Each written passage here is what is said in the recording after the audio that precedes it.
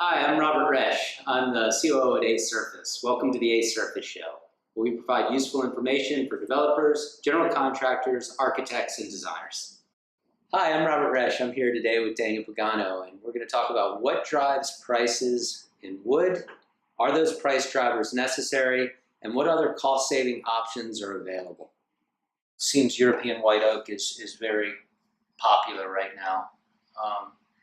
What are your thoughts on value for European white oak? You know, that's what it's fashion nowadays, and like everything else, there's a cycle. I mean, we had the exotic cycle, which was, and is still available in the market, where, like for instance, European oak would be probably, I think, 1100 on the Junca scale, versus a Brazilian walnut, a IP, that it's like 4000 psi almost. So it's almost 4 times harder. So European oak, it's the one that allows you to do all of these different treatments versus some of the exotic woods that are not. So it's a very reliable wood. It's abundant. I mean, there's plenty available, and it's beautiful. That's great to know. Are there any other species you recommend that's, like I said before, with this particular product, an architect came to us, that project was over budget, they were looking to cut costs. We stayed with the same species and introduced another European white oak. What are some other species that are usual, customary, stand the test of time, that will hold up, that are not exotic species? There's American walnut, for instance. It's a nice looking species that it has the desire for that particular color has not changed, and there's pretty much an infinite amount of different woods. Like, I happen to have these samples here. I mean, all of these are tropical woods. Like, this is the Brazilian walnut I was talking about. Oh, it's heavy. So it's really heavy. It's really hard. This is another species from South America, and that goes back to the treatment systems that I was talking about. They're always did exactly the same species, made it the same exactly finishing line and everything, but they look completely different. So even some of the exotics, which leads me to believe that the exotic market will probably have a turn soon, because now you can take species like this and turn into trendy colors that the market demands. Let's talk about these for a minute, because these seem very solid. It's a solid core construction. It's an engineered product, and what is that, a 5 mil or 4 mil? 5 mil wear layer on it. And cost-wise, what's a range of costs for these types of exotic woods? Yeah, it's a pretty interesting example of what can be done nowadays. For instance, this is cost-wise, you're probably talking at around $10, $12 a square foot for something like this. But the beauty of it is that this particular wood, or sample or floor, it's 100% FSC. Not only because the top layer, which is the core of the product, it's FSC, but okay, we also you got to stop for a minute. Explain to us what FSC is. Well, it's a green product. It's everything that tree was cut under the strict control of the WWF and FSC, which is the arm of the environmental worldwide.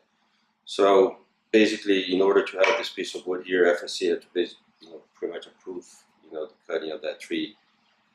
But best of all is that if you look at the backing and the decor, all of these are wasted wood from different productions. This before, all of this would have been just burned. Right. And nowadays we used and make the product a lot more stable, because if you look at here, all of these are small, tiny pieces of wood that before was just going to get burned and create more pollution. And now we were able to create the construction that it makes a product like that a lot more stable, where if you would take a piece of that same wood in solid, and that thickness would never be stable. But this way it makes it stable, because the construction kind of protects itself. Well, these are very, very beautiful, and I'm surprised that we don't see more of them. What's the name of these species? This is called roble. It's in Brazil. It's called jacarandá, And it's one of the species that has not been used for flooring. I mean, it's like I said, wood. It's such a it's infinite what can be done, and every day there's something new. This is something that was a test that we've done together with the factory, and it turned into a really beautiful product. This one is called Brazilian walnut. It's an ipe, and this is a flat. So this is an ipe. This is ipe. So it's an ipe veneer. It's a ipe veneer.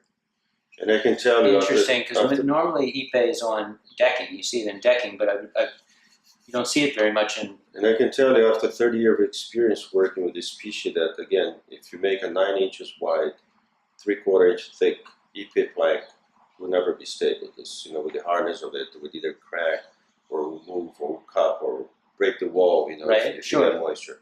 So these are the things that instead of using a 19 millimeter of natural resource and make a product that would not be stable, we use only 5 millimeter of it.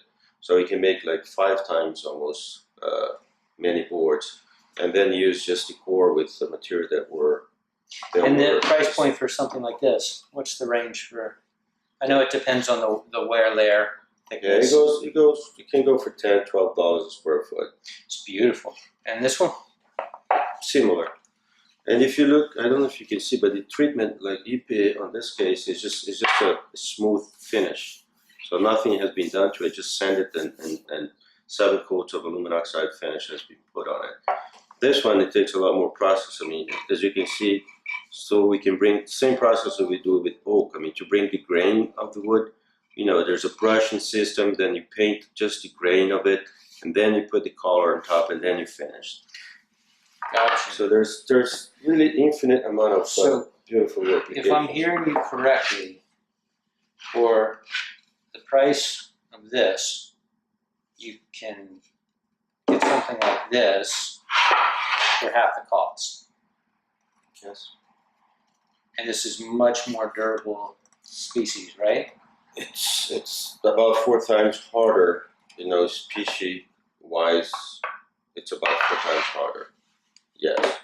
And if one perhaps wants to have this look a little bit darker, there are processes that you can. I wouldn't, because I love the natural look of it.